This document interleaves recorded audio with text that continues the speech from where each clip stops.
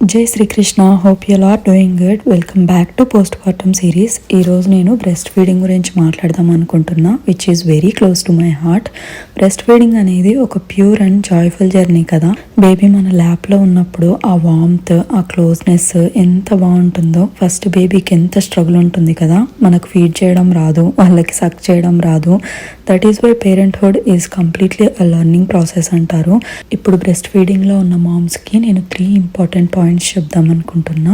Number 1, stay hydrated. ఇది చాలా important. నాకు తెలుసు మనకి చాలా వరకు వాటర్ తాగడం గుర్తుండదు, అందులో నేను కూడా ఒకదాన్ని. సో మీరు బేబీకి ఫీడింగ్ ఇచ్చే కామన్ ప్లేస్లో ఒక వాటర్ బాటిల్ పెట్టుకోండి. ఫీడింగ్ ఇచ్చిన ప్రతిసారి వాటర్ తాగండి. Number 2, ignore others opinions. Baby సన్నగా ఉంది, లావుగా ఉంది, ఇలా సన్నగా ఉంటే సన్నగా, లావుగా ఉంటే లావుగా, ఏదో ఒకటి చెప్తారు. So never take it your heart, because you know very well how much effort, love and care you are putting to raise your baby.